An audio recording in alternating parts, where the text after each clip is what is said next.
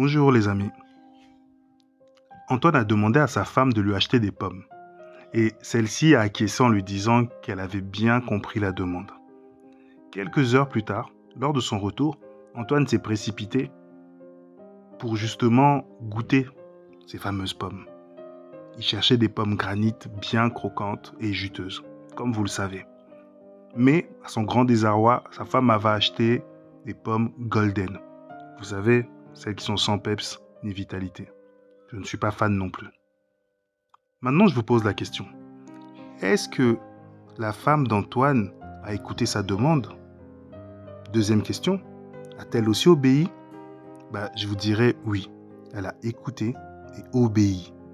Mais le choix des pommes était lié à ses propres standards et non à celles de son mari. Cette image nous permet de comprendre qu'une personne peut écouter, obéir, mais ne pas répondre correctement à l'intérêt du demandeur. Ainsi, en est-il du serviteur? Le serviteur n'est pas celui qui a su écouter ou obéir en premier lieu. Je ne l'exclus pas, bien sûr. Mais est serviteur celui ou celle qui répond premièrement à l'intérêt de son maître? Si la femme d'Antoine aurait servi les intérêts de son mari, elle aurait cherché à acheter des pommes selon les standards d'Antoine et non selon ses propres standards ou selon sa négligence ou encore son manque d'attention. Pourtant, elle a obéi, pourtant elle a écouté, pourtant elle a emmené des pommes. Mais ce n'étaient pas les pommes qu'il lui fallait. Dans les Écritures, il y a deux récits qu'on peut mettre en parallèle. Le premier, c'est celui de l'homme riche, le deuxième, c'est celui de Zachée. On va les lire et on va les mettre en parallèle pour justement comprendre cette différence entre ces deux protagonistes. Commençons dans Luc 18. Et un chef interrogea Yehoshua et dit, « Bon docteur, que dois-je faire pour hériter la vie éternelle ?» Et Yehoshua lui dit, « Pourquoi m'appelles-tu bon? Tu connais les commandements. Tu ne commettras pas d'adultère, tu n'assassineras pas, tu ne voleras pas, tu ne diras pas de faux témoignages. Honore ton père et ta mère. » Et il dit, « J'ai observé toutes ces choses dès ma jeunesse. » Mais Yehoshua ayant entendu cela lui dit, « Il te manque encore une chose. Vends tout ce que tu as et distribue-le aux pauvres, et tu auras un trésor dans les cieux, et viens, et suis-moi. » Mais lorsqu'il entendit ces choses, il devint très triste, car il était extrêmement riche. Mais Yehoshua, voyant qu'il était devenu très triste, dit qu'il est difficile à ceux qui ont des richesses d'entrer dans le royaume d'Élohim. Ah, la parenthèse, c'est qu'il aurait pu être aussi un apôtre. Ensuite, le deuxième récit, c'est dans Luc 19. Et il entra dans Jéricho et la traversa. Et voici un homme appelé du nom de Zachée, qui était chef des publicains et qui était riche. Cherchait à voir qui était Yehoshua, mais il ne le pouvait pas à cause de la foule parce qu'il était de petite stature. Je fais une petite pause. On voit ici qu'il y a deux personnages. Les deux sont riches. Les deux ont une bonne position sociale. D'accord? L'un est venu s'agenouiller devant le Seigneur. L'autre, à cause de sa petite stature, est monté en haut d'un arbre pour pouvoir le voir. Donc, je lis le verset 4 qui dit « Et courant en avant, il monta sur un sycomore pour le voir parce qu'il devait passer par là.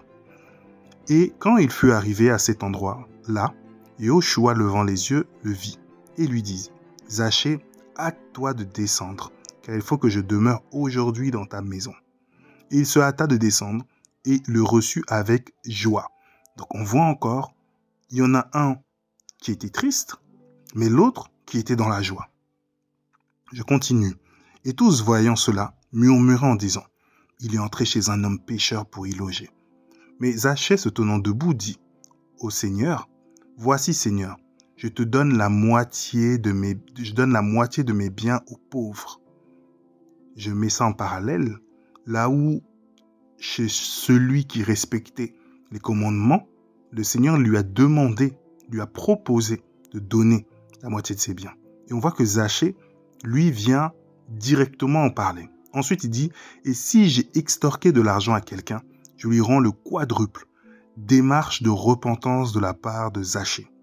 Sauf qu'on n'a pas vu de démarche de repentance de la part du jeune homme, qui lui nous a montré une image lisse, on va dire parfaite, de l'exemplarité même.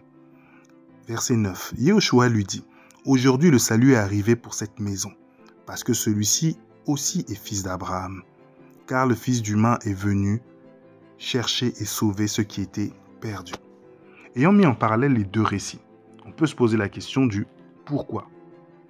Oui, pourquoi à l'un qui répond parfaitement aux exigences, il lui est difficile de rentrer dans le royaume, mais à l'autre, qui est mal famé parmi les siens, qui a une mauvaise réputation, qui est l'objet des critiques, celui-ci lui est ouvert. Ma réponse, elle est simple. C'est l'intérêt. Comme je l'ai explicité précédemment, Zachée avait pour désir de voir et de rencontrer Jésus, au même titre que le jeune homme riche. Mais l'homme riche est venu présenter, d'une part, qui il était, mais ses œuvres. Mais ses œuvres sont venues comme étant parfaites parce qu'on l'a questionné. Il n'y avait pas de défaut. J'ai fait. Dès ma jeunesse, j'ai tout gardé. C'est vrai, il n'a pas menti. Mais il n'est pas venu chercher un pardon. Il n'est pas venu chercher une aide. Il est venu montrer ce qu'il avait fait. Or que Zachée, connaissant sa réputation, sachant qui il est, le nom aimé, lui, tout comme la femme qui était prostituée, a pris une posture de repentance. Je décide de partager mes biens. Je décide de rembourser ceux à qui je dois quelque chose. Et on voit que l'intérêt de l'un et de l'autre, en fait, ne sont pas tournés vers le même objectif.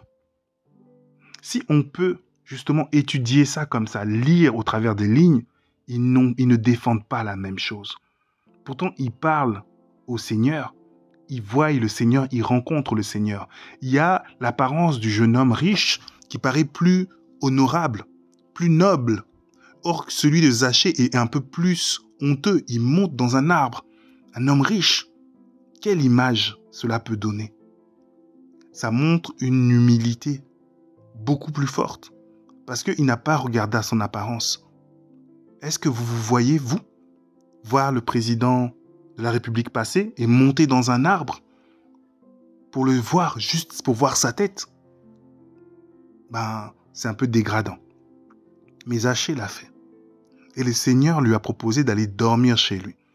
Et ça me fait penser, je mets une parenthèse, à ce concept, j'irai dormir chez vous le soir. Le Seigneur, il a commencé avant tout, il est toujours l'alpha.